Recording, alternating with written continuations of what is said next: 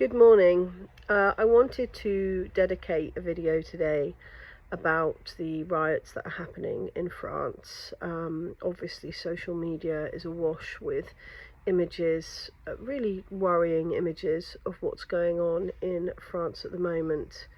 And I want to focus this video on some of the fallacies that I've heard being portrayed about this conflict, about why it's happening, and also focusing on perhaps why the mainstream media might be trying to push a certain narrative in the way that they are.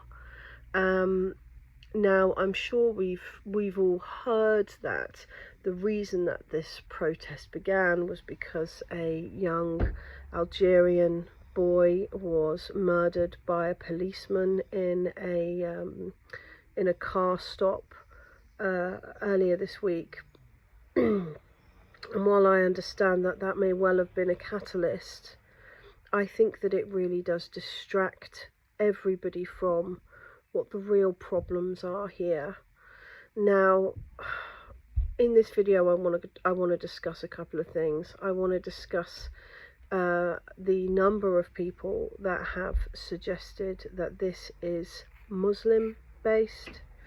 I want to discuss the number of people who have suggested that this is a black problem, and I want to discuss the benefits to the elite that are the cause of this problem in turning this into a race war, or turning this into a simple, if you like, disagreement about the very tragic death of a young boy. Now, as we saw with the Yellow Vest riots earlier in June, we know that there has been a lot of concern in France. And looking back on those riots, we were told in the West that the reason for them was the pension reform. Now, this was true. There was a lot of very disgruntled people about this proposed pension reform, but a number of aspects of it were not discussed properly. Like, for example, the fact that this pension reform was actually an EU mandate, not a French mandate. So discussing it as something that the French government, and more succinctly Macron, had simply decided to do was really ignoring the point of why it was happening, and the actual complete disenfranchisement of any EU country to change such things. You know, they are expected to adhere to these rules and regulations of the EU, or they don't get funding, they don't get money. You know, I refer to the situation happening in Poland and in Hungary at the moment, who have just been asked in Brussels at a summit to cough up money for interest on a loan for development of infrastructure in the EU, some of which they were entitled to but have never actually received. And the reason for that is allegedly that they have not followed the rule of law, that they've not done everything that they should have to earn this money, but yet they're expected to pay the interest on it. Now, what haven't they done? Well, Poland hasn't fulfilled its migration quota from various different war-torn countries, despite the fact that it's accepted 2 million Ukrainian refugees, and not just that, but actually been the hub of UN humanitarian aid, of foreign legions, and of direct military funding into Ukraine. One would say that Poland's actually done an awful lot for the EU and on behalf of the EU in the last year, but yet they were still cut out of this infrastructure fund. And Hungary simply haven't played by the rules. President Orban, who I grow fonder of daily, has absolutely put the needs of his people above the needs of the EU bloc. That is not appropriate. According to them, that is not something that they will justify, and in fact, as we can see, that is something that they will sanction. So you can see how EU leaders live in some relative fear of not performing acts which will go along with what the EU wishes. Alongside that, you have Macron, who is insanely power hungry, and very aware, I think, of his own fallacies when it comes to being president of France. Macron is not going to be president of France for much longer, and similar to what we see here in the UK with Rishi Sunak. Please open that curtain a little bit more. Right, open that curtain a little bit more. Similar to what we see in the UK with Rishi Sunak, we have these leaders who essentially are performing so that they can move on to a job at the WEF, or a job at NATO, or a job in the EU Commission. It's stopped actually being a flex to run your own country. It's simply management of a larger EU bloc. Well, that's not what these men want to do. What these men want to do is to have power, and they will seek it any way they can. So in Macron, you have this perfect storm. You have somebody who wants to continue having as much power as possible, and somebody who is subjugated by the EU doctrine. And what has this caused? Well, this has caused heavy inflation in France. This has caused a significant drop in living standards. I recall a graph that I saw a few days ago which shows the inflation in France compared to the amount of food bought in France, and they are polar opposites. It's not even the case like in the UK, where people are buying more food, therefore the inflation rates can be manipulated. It's the case that people simply cannot afford to buy enough food. There are energy protests, there are wage protests, there is significant concern about migration into France, and yet the EU pushes more mandates about allowing more and more immigrants to enter France. It's hardly surprising that despite Rishi Sunak's 500 million investment into French border control, preventing migrants from crossing the Channel, that actually the French are quite keen for migrants to cross the Channel. Now, don't get me wrong here. I absolutely understand why there's heavy migration into Europe. I absolutely understand why much of that has hit Britain. You have to be aware of the fact that you don't get many Western films, for example, that are translated into Arabic. You're more likely to get subtitled films. Therefore, people with any means who watch such films are going to know English above anything else. So when they're seeking for a new land that, to our detriment, to be honest, we have promised people is freer and safer and more lucrative to the ones that they live in, then actually it's understandable why they would want to head somewhere where the language is shared to some extent. The same is true in France. France have invaded, subjugated, and occupied parts of Africa for centuries. And this is a really, really important point here. The reason why there are large numbers of migrants from Africa in France is because of the lack of language barrier. And also, in a way, you can't do that to countries, for example, Nigeria, whose money, I believe, is held in French banks. And if they try and prevent that being the case, they are subject to destabilizing military action on behalf of the French Foreign Legion.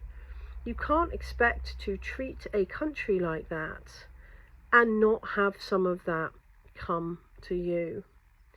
As people in Nigeria have become able, of course they've travelled to France. Why wouldn't they? So I think it's a bit of a misnomer making this a race issue, because actually this isn't about the colour of anybody's skin. This is about an endless subjugation of a continent that has led to mass migration. This is about endless NATO-based wars on various countries that have led to migration. Now, I am reminded of Joseph Borrell's comments about Europe being a garden and the rest of the world being a jungle, and us having to weed out the negative. Well, let's be quite clear, one very good way of weeding out is to burn. And that's exactly what we're seeing in France. The other point that I've had made is that this is Muslims, that this is a religious fight. Of course, that's abject nonsense. The fact that countries that have been subjugated, robbed, raped and pillaged by the West have been Muslim countries is not evidence of Islam being a horribly corrupted and negative religion. I think if you want to look at this clearly, have a look at what happened as soon as China gave the opportunity for many of these horribly extremist, violent countries to seek peace with each other. I think pretty much every Islamic country lined up for peace. In fact, they speak about peace often, while the West continues to simply discuss war. But it's incredibly convenient to blame this on black people. It's incredibly convenient to blame this on Muslims. It's incredibly convenient to seek out those old tribalist messages in order to prove why this sort of thing is happening, because essentially it prevents us from looking at the real problems that are going on here. The corruption within the European Union, the loss of quality of life within France, the fact that French people aren't seeing themselves as having a voice, having a say, being part of their own communities. In fact, I want to quote Mr. Macron himself in Lebanon in 2020 when he said, destabilization of a country can only come if there's civil unrest to start with. Well, Mr. Macron, I would advise you to take your own advice. Perhaps you could find the time to do that in between your many trips to Brussels and your Elton John concerts that you like to attend. I think that France needs a strong leader now, and that's exactly what it doesn't have. I watched the news this morning, and in the 4 minutes that was dedicated to perhaps the largest civil unrest that we've seen in Europe for some time, sans what's happening in Ukraine at the moment, they suggested that last night, and I mean Friday the 30th of June, was not as bad as the night before. Well, what happened the night before? We know that a mayor's office was set fire to. We know that the largest library in Marseille was set fire to. We know that 1,900 vehicles were set fire to. Last night, looters looted a number of ammo dumps belonging to the French police and gunshot shops. Who knows what will happen this evening, but I watch with bated breath. Unfortunately, I can't watch the mainstream media because they're too interested in what coloured pants the women are wearing at Wimbledon this year and what reflection that might have on their cycle, which is honestly what came up this morning in more detail than the fact that the country just a few miles away from Britain is actually on fire. Now, one of the massive issues here, along with the cost of living crisis, the energy crisis, and I'm sad to say soon we will be seeing a water crisis in France as well, something I suggest you look up. What we are seeing here is a situation where the police have stopped being civil servants and become a tax-funded private army of the French government. That is a massive, massive worry. The police are not there to fulfill the wants and the needs of a man who wishes to be Napoleon. The police are not there to cause more civil unrest. The police are not there to tear gas protesters in the street. The police are there to keep order, and that is the opposite of what the police in France are doing and what the police in France are being told to do. I strongly believe that we're seeing the inevitable breakdown of the European Union. We know it's coming. I think they know it's coming, hence the how many hundreds of billions can we launder through Ukraine until our gravy train is over? Can we increase our pensions? Can we get some more money out of various countries so that we can pay our MEPs more? Of course, the only person who seems to be standing up against this obvious corruption, this obvious unaudited corruption, is President Orban of Hungary. What's going to happen? Well, I think that it is short-sighted for the French to wait for an election, just as I feel it's short-sighted for the British to wait for an election. I think that we would be seeing similar acts of violence on the streets of Britain if we did not have this mindset that when we vote next year, we'll all vote for the Labour Party because, I mean, honestly, what else can we do? And then everything will change. It's when it doesn't change that this reform will come to Britain. The people of France, I think, will keep rioting until they see change rather than just hear about it. And that's something I have to seriously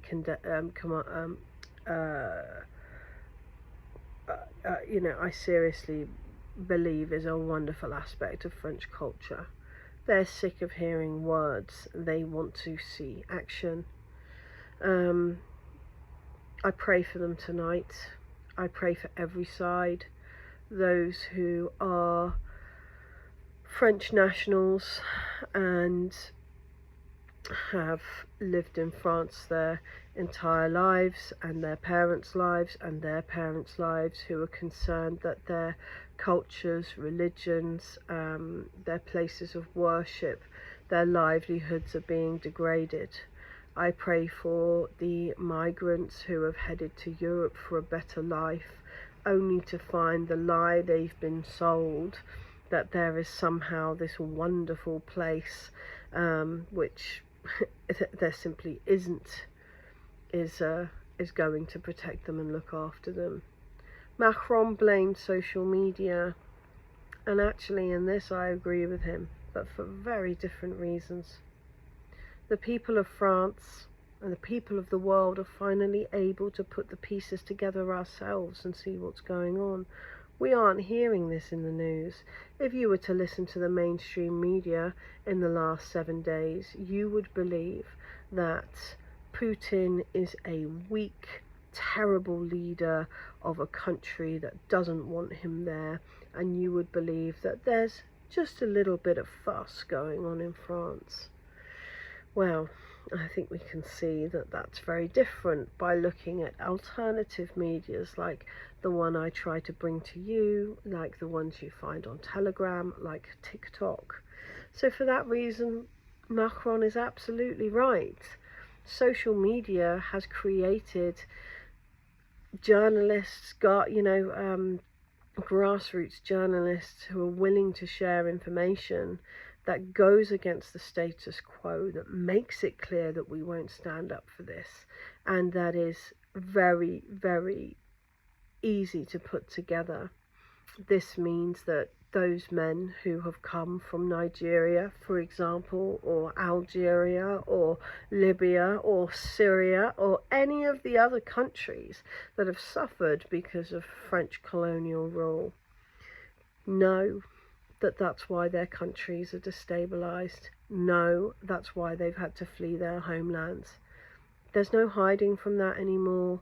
We have poked the bear around the world too much, and now the Europeans are finally having to answer to that. Is that something that I'm concerned about? Yes. Is it something I've expected? Yes. But I think that if we can approach this in a measured, rational, compassionate way, that there would be a way out of this that would benefit everybody, from the Africans to the Europeans to the Arabs to the Chinese to the Slavs to everyone in between. But it really, really is high time that this elite class who have elected themselves in to represent us actually started thinking the same. Well, that's all I'm going to say on the French riots today. I'm pretty sure that there'll be more to talk about tomorrow. Historically, a Saturday night is far from being the calmest when it comes to such events. As I said, I stand with everyone involved, and I wish the best for everyone involved. If you like my work and if you enjoy my updates, please do consider following me on TikTok. I update frequently there, a few times a day at least. I have a one-off buy me a coffee link which you can use to support me and my young family, which allows me to keep up to date with the news in a much more present way than I would be able to if we were struggling more for money. And I also have a Patreon which people can use to support me on a monthly basis. Thank you for your time, and please do click like and subscribe to the channel. Thank you.